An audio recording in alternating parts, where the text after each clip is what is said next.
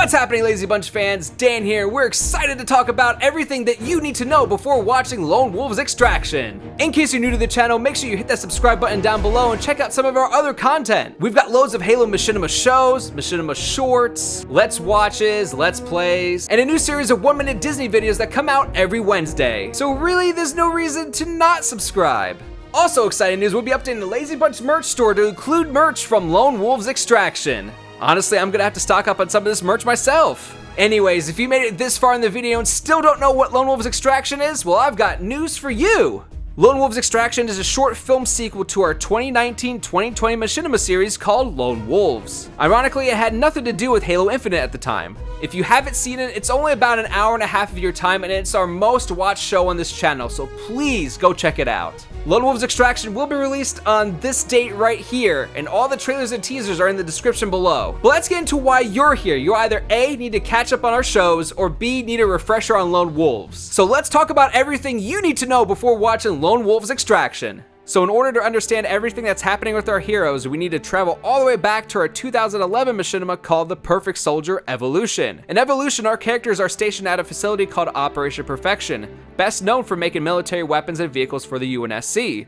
Towards the end of the series, the Covenant launches a full-scale attack on the facility, killing some of the main cast. However, Commanding Officer O'Reilly, being the shady mafia boss type tyrant that he was, and quite frankly a little insane, ends up murdering Dr. Miranda Wells and Dr. Benjamin Anderson. By the way, both of these characters have important family history in this universe, so just keep that in mind. In order to prevent the Covenant from getting their hands on any of the UNSC weapons they had made, Agent Michael Trex ignites a 15-megaton bomb, completely obliterating all of Operation Perfection and anyone left behind. This is why the UNSC had no idea about O'Reilly's murders. In a sad way, Miranda Wells and Ben Anderson never got justice for being betrayed like that. Sad.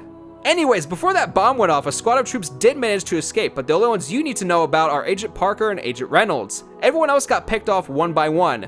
Insert awesome montage!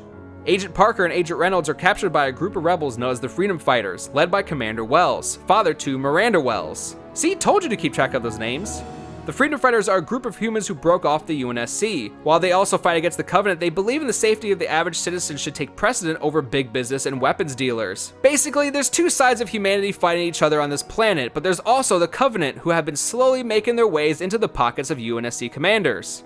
7 months go by, and Parker and Reynolds are now respected members of the Freedom Fighters. They believe in the cause and are willing to do whatever it takes to spread the word. Cue the events of Perfect Soldier Elimination. Enter Agent Donovan, a UNSC Special Forces member who has been tasked to find any survivors of Operation Perfection, and to find a weakness against this monstrosity called X-53, a super soldier who is hell-bent on killing everyone and everything. Donovan's initial search failed to locate any survivors, but after joining up with Agent Mason, the two of them bump into Parker and Reynolds. Parker, who smuggled security footage out of Operation Perfection, tries to convince Donovan that the UNSC is not the side to be on. Politics ensue, then Donovan, Mason, and Parker stop X-53. Yay, the super soldier has been stopped! Except the super soldier wasn't the villain. Dun dun dun! Donovan's boss, Commanding Officer Anderson, suddenly murders Parker. What? Donovan is thrown in jail, but he isn't there for long as Mason and Reynolds and the Freedom Fighters attack Anderson's facility. There's a big battle, some deaths happen, some missed shots, and the heroes save the day, except Anderson escapes. Now on to Lone Wolves. A year has gone by and Reynolds can't stop thinking about Parker. His inability to act and save his mentor haunts him. Aw, that sucks. Commander Wells looks at Reynolds and says, "Time for you to prove yourself." So Reynolds and a small squad are tasked with finding Anderson in a possible location in the desert. Except there's a catch to the mission. Reynolds is grouped with Lisa Fields, Andre Hudson, and Lucas Bradley, and Commander Wells believes one of these members is a spy of Anderson's. If Reynolds can uncover the spy, that will give the Freedom Fighters a stronger edge in the war.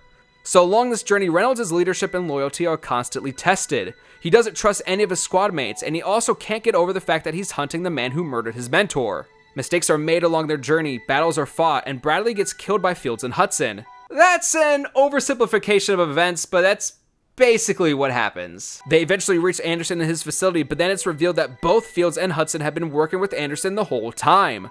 What? So now Reynolds is captured and all hope is lost. But wait! In a turn of events, Hudson has a change of heart. Having bonded with Reynolds along their journey and reflecting on his past decisions, he realizes that he can't be on Anderson's side anymore. Something has to change. Plus, Anderson has made it known that he and his forces have sided with the Covenant, creating a new force called the Crimson Sparrows. Oh great, now there's another faction of humanity. In an act of defiance, Hudson frees Reynolds and the prisoners, causing Anderson and his team to abandon ship. Reynolds tries to talk Lisa Fields into staying, but she sticks with Anderson, leaving their relationship in question. During this battle, Hudson also frees a few prisoners that end up joining the Reclaimer team in the Reclaimer Machinima series. And that's everything you need to know before watching Lone Wolf's Extraction. Now, it's important to note that this short film takes place around the same time as another one of our machinimas called Reclaimer, so the events from that show may influence the events of this show and vice versa. We know this universe is expanding and becoming more complicated and being filled with more exciting characters, but trust me, it's all building up to something really incredible. I'll leave you all with that, but make sure you like, comment, and if you haven't already, subscribe to this channel, and keep an eye out for more exciting content coming out this summer. Thanks for watching, and I'll see you all next time.